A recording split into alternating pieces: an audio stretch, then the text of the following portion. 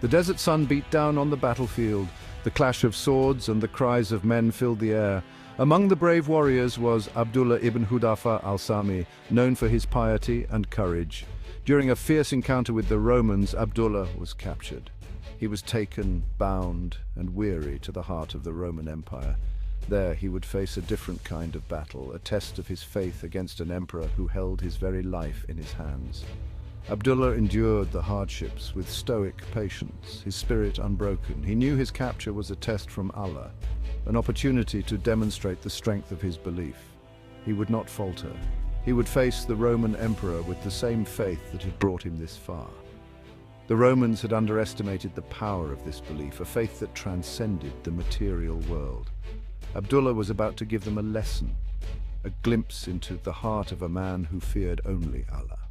As he approached the emperor's palace, he held his head high. His arrival stirred curiosity in the palace. The emperor, used to the groveling of defeated kings, was intrigued by this defiant captive. He decided to test Abdullah to see if his faith was merely a facade or an unshakable truth.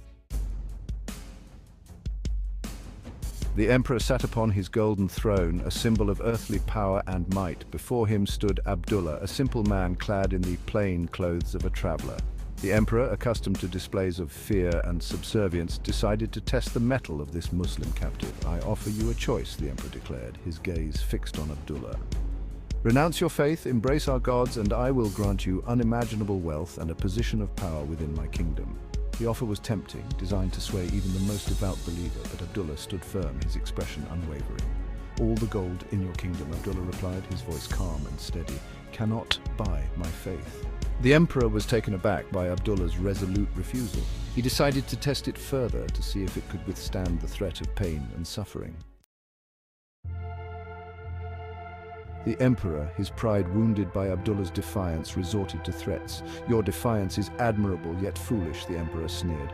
"I have ways of making you talk. Do what you will," Abdullah responded, his voice betraying no fear.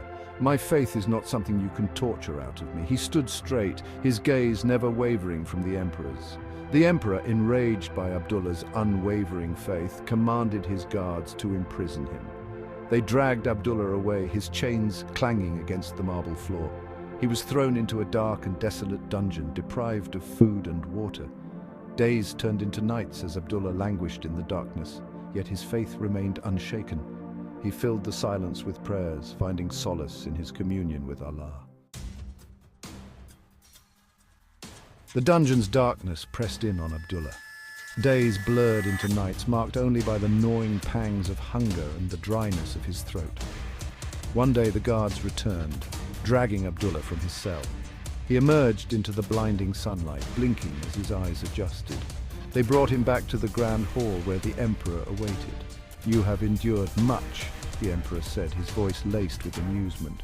"Renounce your God, acknowledge my power, and I will grant you your freedom." Abdullah glanced at the food, his body craving sustenance. "My faith is not a bargaining chip," he stated, his voice firm despite his weakened state. The emperor's amusement vanished, replaced by a cold fury. He had underestimated the depth of Abdullah's faith. He decided on a final, desperate measure, hoping to instill primal fear in the heart of this unyielding man. A large cauldron was brought into the hall, filled with oil. The fire beneath roared, heating the oil to a bubbling inferno. "This is your final chance," the emperor declared, his voice cold and menacing. "Renounce your God, or be lowered into this boiling oil." Abdullah gazed at the bubbling cauldron, the heat radiating outwards like an inferno. Tears welled up in his eyes, streaming down his cheeks. The emperor smiled, mistaking those tears for weakness. The emperor, witnessing the tears flowing down Abdullah's face, misinterpreted them as a sign of surrender. "Have you finally seen the error of your ways?" the emperor questioned, his voice dripping with arrogance. But Abdullah's tears were not those of fear or surrender. He wept not because he feared death, but because he feared dying without having done enough for his faith. "O Allah," he cried out, "if you know that I only worship you and fear you, then make this fire cool and safe for me." The emperor scoffed at Abdullah's prayer, attributing it to madness. He gestured to his guards, signaling the execution. They grabbed hold of him, preparing to lower him into the cauldron of boiling oil. As the guards moved to lower Abdullah into the cauldron, a hush fell over the hall.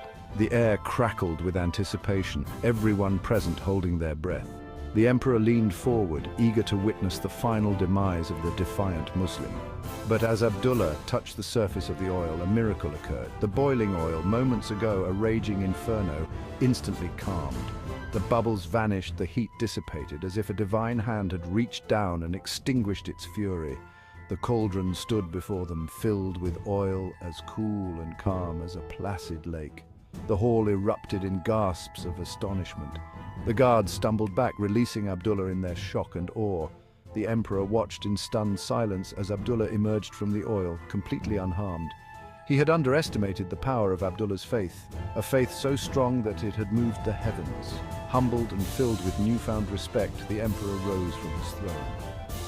"I have never witnessed such a thing," the emperor admitted, his voice filled with awe. "What is it that you believe in, that it could grant you such power?"